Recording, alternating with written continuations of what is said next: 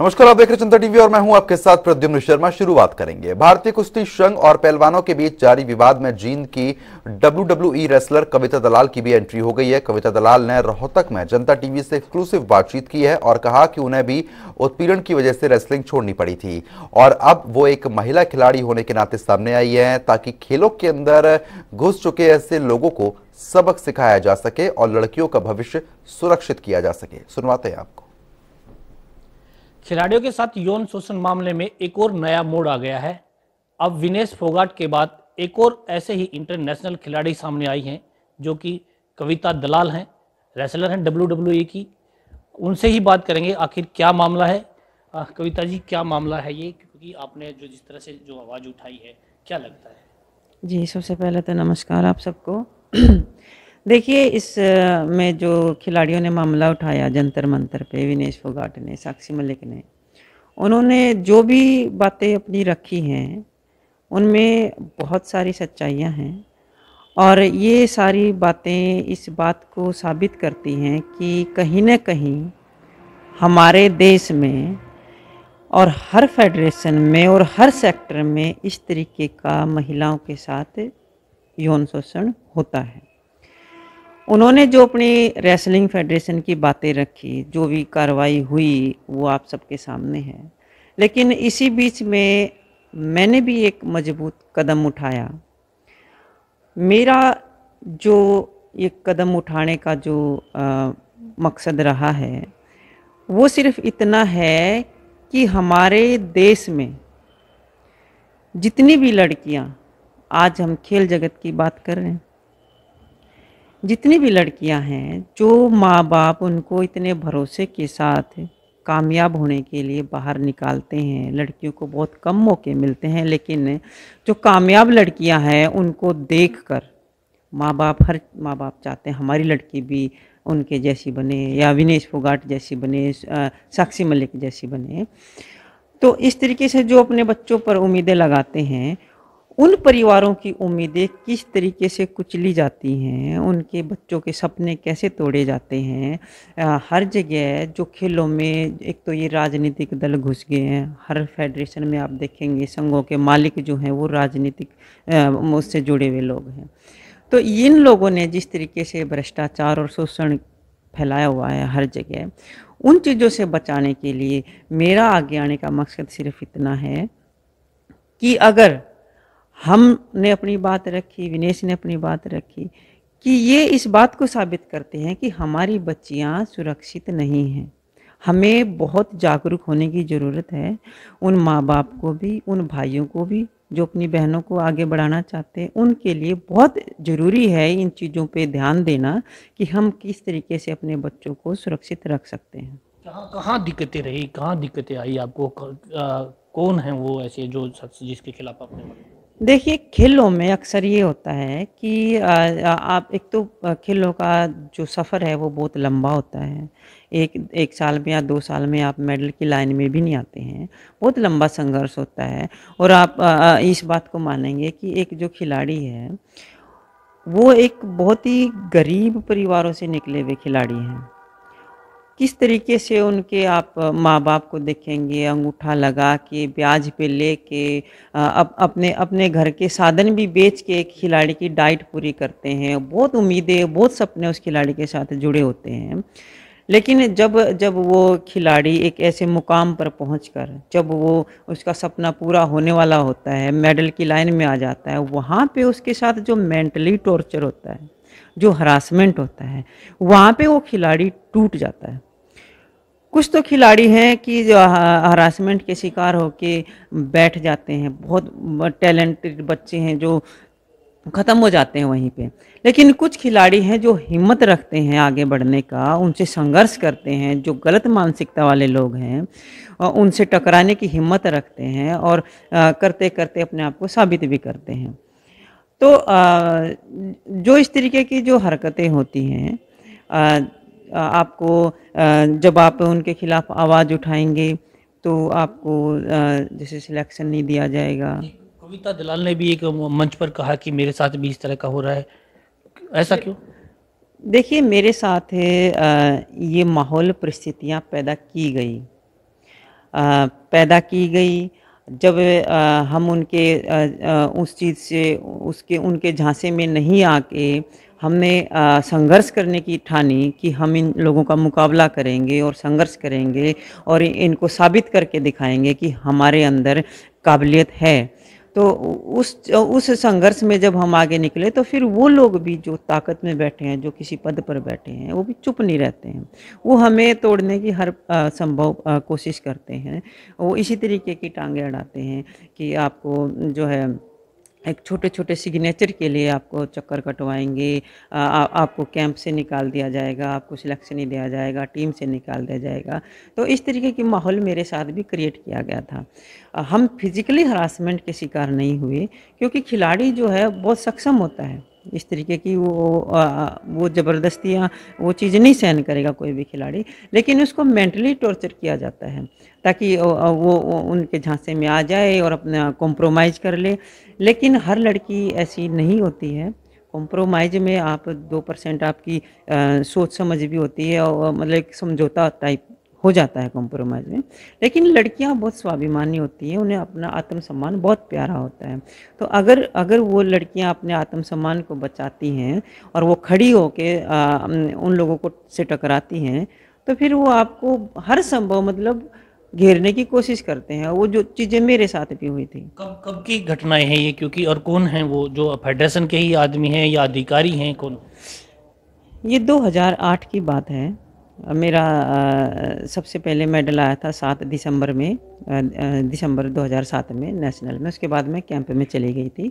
Japan में हमें जाना था, इसका एशियन चैम्पियनशिप ओलंपिक का क्वालिफाइंग राउंड था वो, उसको करने के लिए। तो उस दौरान जो है बहुत सारी चीज़ें हुई कैंप के दौरान भी, तो वो चीज़ें हम फेस करते गए। फिर मुझे एक परमिशन के लिए एक लेटर पैड पे साइन करवाना था।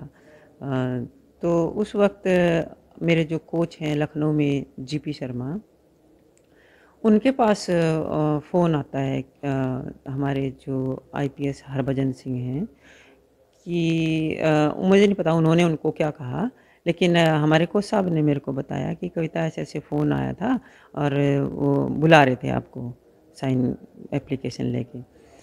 सो ये बात मैंने अपने हस्बैंड को बताई कि भई ऐसे-ऐसे बात है। तो कोच साहब ने भी मुझे कहा कि कविता सावधान रहना थोड़ा-सा। तो हम समझ गए उस चीज़ को। मैंने कहा ठीक है। तो हम हस्बैंड के साथ पूरा प्रिकॉशन लेके गए थे। तो वो चीज़ तो हम वहाँ से निकल के आ गए ठीक-ठाक। लेकिन इन सारी बातों का जो घुमा फिरा के मेरा आप समाज के सामने आने का जो मकसद है, वो सिर्फ़ इतना है कि मैं तो उस चीज़ से बच के निकल के आ गई। हम उन लोगों के शिकार नहीं बने, लेकिन बहुत सारी लड़कियां हैं जो कॉम्प्रोमाइज़ कर लेती हैं परिस्थितियों के अनुसार, जिनको ब्लैकमेल भी किया जाता है। तो मेरा मकसद सिर्फ इतना है कि मैं उन लड़कियों को किस तरीके से बचा सकूं, उनको किस तरीके से इन चंगुल से छुड़ा सकूं। तो मेरा सिर्फ ये लड़ाई मैं अपने लिए नहीं लड़ रही कि मुझे अब जो है न्याय चाहिए। मैंने अपना न्याय खुद कर लिया, क्योंकि मैं उन लोगों से उलझने की बजाय मैंने अपने टारगेट पे फोकस किया, संघर्ष किया, उन लोगों से लड़ती रही बराबर। तो आज मैं एक नाम है मेरे पास, एक मुकाम है।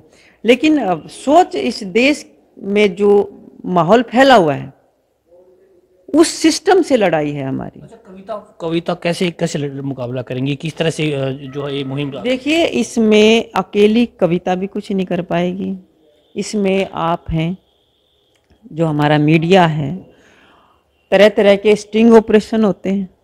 अगर आप इस चीज़ को दुनिया के सामने लाना चाहें तो आप हर फेडरेशन में जाके इस तरीके की उन बच्चियों से अगर जाकर पूछें, बहुत सारे खिलाड़ी हैं जो घर में आज बैठ गए हैं, उन लोगों से अगर आप पूछने की कोशिश करें तो बड़े बड़े चेहरे आपके सामने निकल कर आएंगे।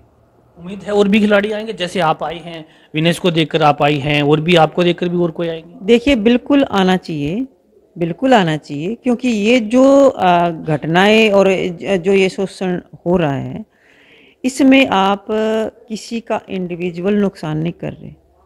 अगर कोई खिलाड़ी टैलेंटेड खिलाड़ी बैठ जाता है तो देश का नुकसान हो रहा है, उसमें देश के मेडल का नुकसान हो रहा है। और जो ये लोग हरकतें करते हैं उनको देश से कोई लेना देना नहीं होता है। अच्छा, कविता का अगला कदम क्या रहेगा?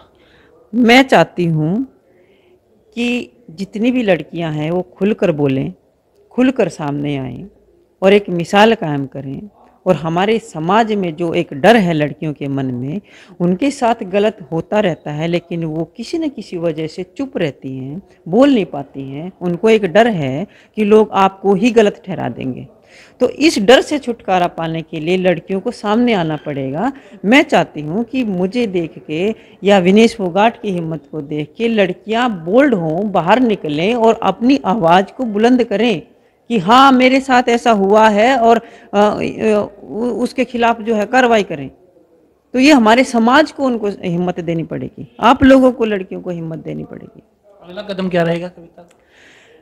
देखिए, अब ये जो मुहिम चली है, लड़कियों से कांटेक्ट भी हो रहे हैं, लड़कियों के फ़ोन भी आ रहे हैं, तो उन सब लड़कियों से हम बातचीत भी करेंगे, कोशिश करेंगे कि उनको, उनके अंदर हम किस तरीके से उनकी हिम्मत जो है बंधा पाएँ और जो दोषी हैं उनको सज़ा दिला पाएँ। तो जिस आईपीएस पर आपने सवाल उठाए हैं, सवाल खड़े किए हैं, क्या उनके खिलाफ भी कोई कार्रवाई की जाएगी? क्या उनके खिलाफ भी जो है जनता के बीच में जाएंगे, या कैसे उनके खिलाफ कोई जुडिशरी का सहारा लेंगे, किस चीज़ का? देखिए, मेरा मानना ये है, अगर मैं ऐसा करती हूँ तो मैं अपनी ही लड़ाई में उलझ के रह जाऊँगी। लेकिन ये लड़ाई जो है मेरी नहीं है, ये लाखों लड़कियों की, हज़ारों लड़कियों की लड़ाई है जिसको लेके मैं आगे बढ़ूँगी। और अगर मुझे कानूनी कार्रवाई अगर मैं करती तो शायद मुझे कोई गाइड करने वाला होता उस वक्त, तो मैं उसी टाइम कर लेती। अच्छा कविता, सारा मामला हो गया, कविता ने ये आवाज़ उठाई।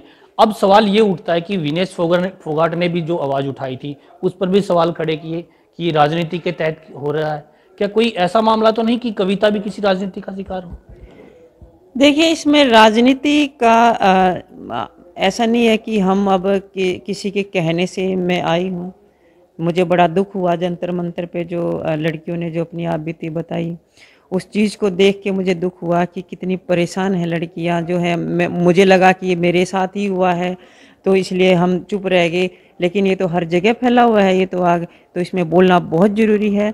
राजनीतिक लोग, राजनीति की अगर हम बात करें तो खेल राजनीति से अलग है ही नहीं।